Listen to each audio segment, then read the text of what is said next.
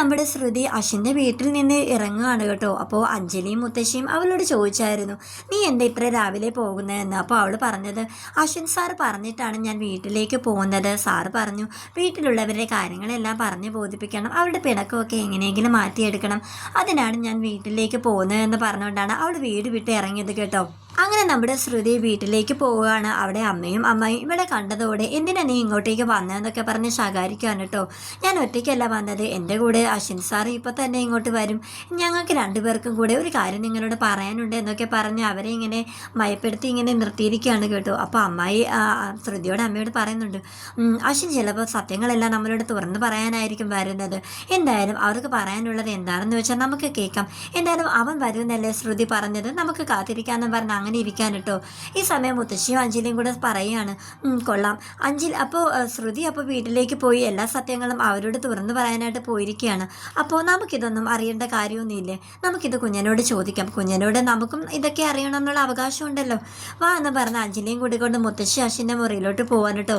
അപ്പോൾ അശ്വിനാണെങ്കിൽ രാമേട്ടനോട് കാര്യങ്ങൾ തിരക്കുകയാണ്, ശ്രുതിയെ കണ്ടു എന്നൊക്കെ. അപ്പോൾ രാമേട്ടൻ പറയുന്നുണ്ട്, ശ്രുതി എവിടെയോ രാവിലെ പോകുന്നത് കണ്ടു, ധൃതി പിടിച്ച് എങ്ങോട്ടാണെന്ന് മാത്രം അറിയില്ല എന്നൊക്കെ. അപ്പോഴാണ് നമ്മുടെ അഞ്ജലി മുത്തശ്ശിയും കൂടെ നമ്മുടെ അശ്വിനോട് പറഞ്ഞത്, അവൾ വീട്ടിലേക്ക് പോയല്ലോ, നീ പറഞ്ഞിട്ടില്ലേ അവൾ വീട്ടിലേക്ക് പോയത്, അപ്പോൾ അവിടെ വീട്ടുകാരോട് കാര്യങ്ങളൊക്കെ തുറന്നു പറയാനായിട്ട് നീ പറഞ്ഞല്ലോ, അപ്പോൾ ഞങ്ങളോട് എന്താ ഇതിനെപ്പറ്റി ഒന്നും പറയാനില്ല എന്നൊക്കെ പറയുകയാണ്.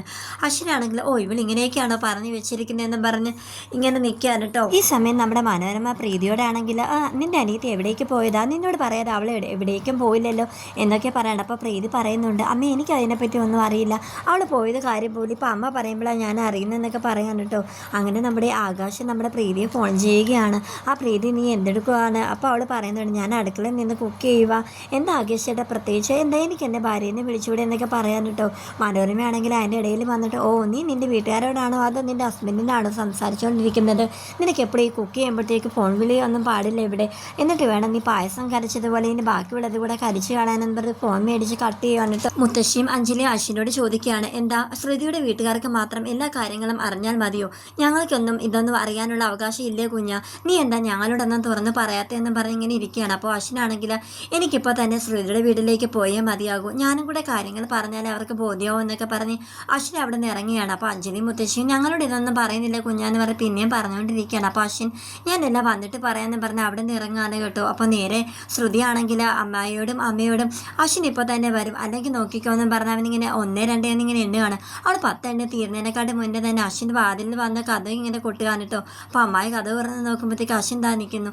അപ്പോൾ തന്നെ അമ്മായി പറയുകയും ചെയ്തു, ശ്രുതി ഇപ്പോൾ പറഞ്ഞതേ ഉള്ളൂ, അശ്വിൻ ഇപ്പോൾ വരുമെന്ന്, മോനെ അകത്തേക്ക് വാന്നും പറഞ്ഞ് അശ്വിനെ അകത്തേക്ക് വിളിക്കാൻ കേട്ടോ. അപ്പോൾ അശ്വിനോട് അമ്മായി അമ്മയും കൂടെ ചോദിക്കുകയാണ്, എന്താ മോനെ ഞങ്ങളോട് എന്തോ ഒരു കാര്യം പറയാനുണ്ടെന്ന് നീ പറഞ്ഞല്ലോ, എന്താണ്, ശ്രുതി പറഞ്ഞല്ലോ അങ്ങനെയൊക്കെ. അപ്പോൾ അശ്വിൻ പറയാണ്, പറയാം അമ്മായി, ഞാനൊരു കപ്പ് ചായ കുടിച്ചോട്ടെ എന്നിട്ട് പറയാം. അമ്മായി അപ്പോൾ ഞാൻ മോനുള്ള ചായ എടുത്തുകൊണ്ട് വരാമെന്ന് പറഞ്ഞ് അടുക്കളയിലോട്ട് പോകുമ്പോഴത്തേക്കും, അല്ലെങ്കിൽ വേണ്ട എനിക്കുള്ള ചായ ശ്രുതി എടുത്തോളൂ എന്നും പറഞ്ഞ് ശ്രുതി അടുക്കളയിലോട്ട് അശ്വിൻ വിടുകയാണ് കേട്ടോ. അപ്പോൾ അശ്വിൻ പറഞ്ഞോട് അല്ലെങ്കിൽ വേണ്ട ഞാനും കൂടെ അവൾക്കൊപ്പം പോകാമെന്നും പറഞ്ഞ് അടുക്കളയിലോട്ട് ചെല്ലുകയാണ്. അപ്പോൾ ശ്രുതി ഉടനെ അശ്വിനോട് പറയുന്നുണ്ട്, ഈ ചായ കുടിച്ചിട്ട് നിങ്ങൾക്ക് എന്താണ് പറയാനുള്ളതെന്നൊക്കെ എൻ്റെ വീട്ടുകാരോട് പറഞ്ഞോളൂ എന്ന്.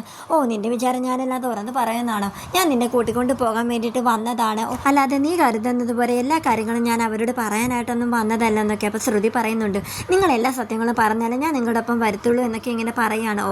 നീ ഇവിടെ തന്നെ നിൽക്കുകയാണെങ്കിൽ നിൻ്റെ ചേച്ചി നിനക്കൊപ്പം ഇവിടെ വന്ന് നിൽക്കേണ്ടി വരും എന്നിങ്ങനെ പറയുകയാണ് കേട്ടോ. അപ്പോൾ അവൾ പറയുന്നുണ്ട്, ഇല്ല ആകാശേട്ടൻ ഒരിക്കലും പ്രീതി ചേച്ചി ഇവിടെ കൊണ്ടാക്കുകയില്ല എന്നൊക്കെ, നിനക്ക് എന്താ കാണണമെന്നൊക്കെ പറഞ്ഞ് ഇങ്ങനെ രണ്ടുപേരും കൂടെ മുഖാമുഖം നോക്കി നിൽക്കുന്നതാണ് കേട്ടോ ഇന്ന് എപ്പിസോഡ് വൈൻഡപ്പ് ചെയ്തിരിക്കുന്നത്.